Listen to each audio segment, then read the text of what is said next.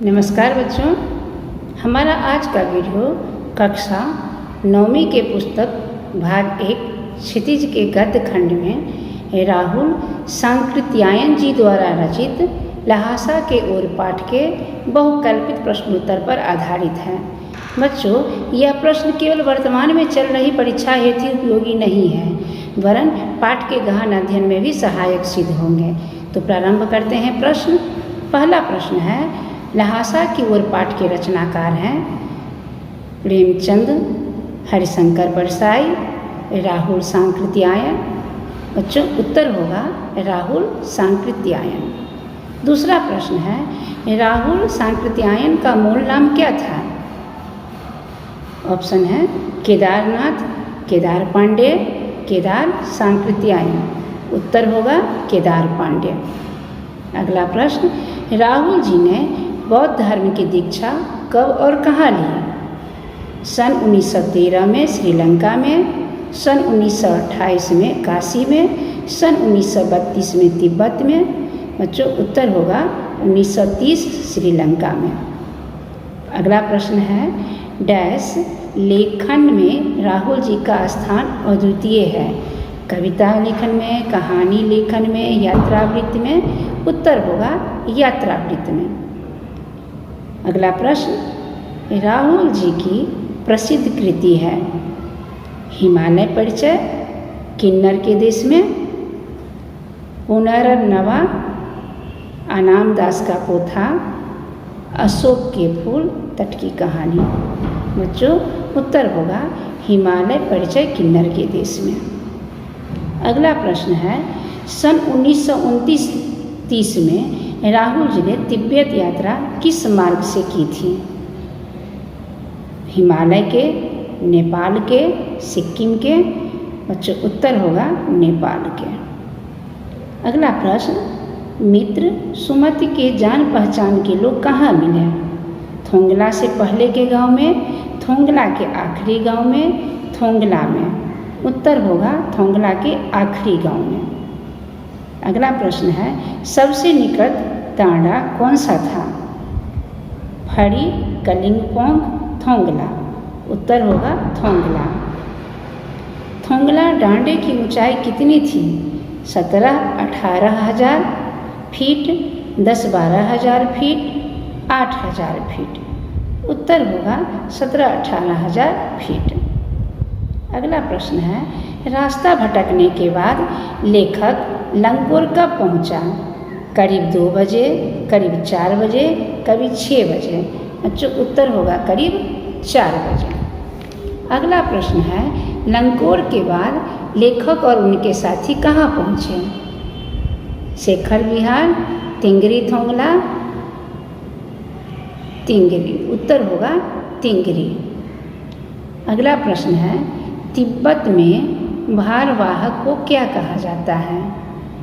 कुली, भरिया, भारवाहक। उत्तर होगा भरिया। अगला प्रश्न, तिंगरी समाधिगिरी किसे कहते हैं?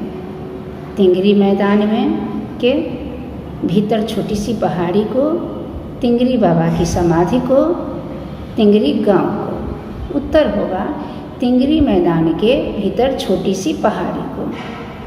अगला प्रश्न है, शंकर विहार के मंदिर में लेखक को क्या मिला? बुद्ध की आदमकद मूर्ति, कंजूर की हस्तलिपि, 103 पोथियाँ, विशेष प्रकार के रत्न।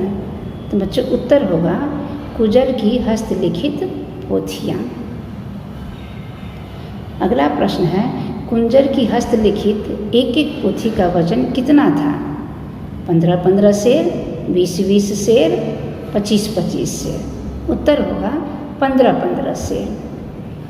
अगला प्रश्न है, लेखक ने अपनी तिब्बत यात्रा भिखारियों के भेष में क्यों की? उनके पैसे खत्म हो जाने के कारण, पुलिस से बचने के लिए, डाकुओं की लूटमार और हिंसा से बचने के लिए। बच्चों, उत्तर होगा डाकुओं की लूटपाट और हिंसा से बचने के लिए। अगला प्रश्न है, कुची कुची का अर्थ है दया दया, कुछ कुछ, कुछ कुछ। उत्तर होगा दया दया। दो किन वक्तों कौन था? स्पेनिश उपन्यासकार सर्वतेज के उपन्यास का नायक, जापानी उपन्यासकार के उपन्यास का नायक, अंग्रेजी फिल्मों का मशहूर नायक। उत्तर होगा स्पेनिश उपन्यासकार सर्वतेज के उपन्यास का नायक। अगला प्रश्न है, सुमति कौन थे? मंगोल जाति के बौद्ध भिक्षु दलाई लामा नाम से। उत्तर होगा मंगोल जाति के बौद्ध भिक्षु। अगला प्रश्न है, पलटन किसे कहा जाता है? पलटने वाला, सैनिकों का दल, उल्टा उल्टा। उत्तर होगा सैनिकों का दल। अगला प्रश्न है, निम्नलिखित में से कौन सी प्रथा तिब्बती समाज में नहीं पाई जाती है? समाज में जाति पाति का भेदभाव नहीं, पर्दा प्रथा का प्रचलन नहीं, दहेज प्रथा का चलन। उत्तर होगा दहेज प्रथा का चलन। अगला प्रश्न है, भद्र देश में होने पर भी लेखक को ठहरने की जगह क्यों नहीं मिल सकी? उत्तर होगा, ऑप्शन सुने, शाम के समय छंग पीने से लोग अपने होश में नहीं रहने के कारण लेखक उन्हें पैसा देने को तैयार नहीं थे, वहाँ कोई स्थान रिक्त नहीं था। उत्तर होगा शाम के समय छंग पीने से लोग होश में नहीं रहते। अगला प्रश्न है, भीटे की ओर दिखने वाले पहाड़ कैसे थे? बर्फ की चादर से ढके, हरियाली की चादर ओढ़े, बर्फ और हरियाली से विहीन। उत्तर होगा बर्फ और हरियाली से विहीन। अगला प्रश्न है, डाढ़े के देवता को कैसे सजाया गया था? रंग बिरंगी रोशनी से, जानवरों के सींग और रंग बिरंगे कपड़ों की झाड़ियों से, नकली फूलों से। उत्तर होगा जानवरों के सींग और रंग बिरंगे कचरों की झंडियों से, कपड़ों की झंडियों से। अगला प्रश्न है, ल्हासा की ओर पाठ की विधा है? यात्रा वृत्तांत, संस्मरण, लेख। उत्तर होगा यात्रा वृत्तांत। अगला प्रश्न है, मैं अब पुस्तकों के भीतर था, इस वाक्य का अर्थ है? लेखक पुस्तकें पढ़ने में रम गया, लेखक के चारों ओर पुस्तकें ही थी, पुस्तक में लेखक का परिचय और चित्र छपा था। बच्चों उत्तर होगा लेखक पुस्तकें पढ़ने में रम गया। अगला प्रश्न है, लेखक को भारतीय और तिब्बती सामाजिक व्यवस्था में क्या अंतर नजर आया था? तिब्बती समाज में मातृसत्यात्मक व्यवस्था है, तिब्बती महिलाएं ज़्यादा पढ़ी लिखी नहीं है, तिब्बती महिलाएं कदकाठी में मध्यम आकार की है। उत्तर होगा तिब्बती समाज में मातृसत्यात्मक व्यवस्था है। अगला प्रश्न है, आदमी राहगीर मांगने कब आया?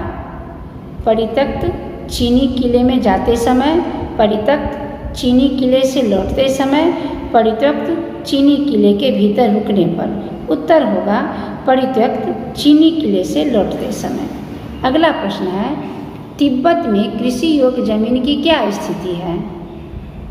अधिकांश भूमि अनुपजाऊ है, अधिकांश भूमि पर खेती नहीं की जाती, अधिकांश भूमि छोटे छोटे जागीदारों में बांट दी गई है।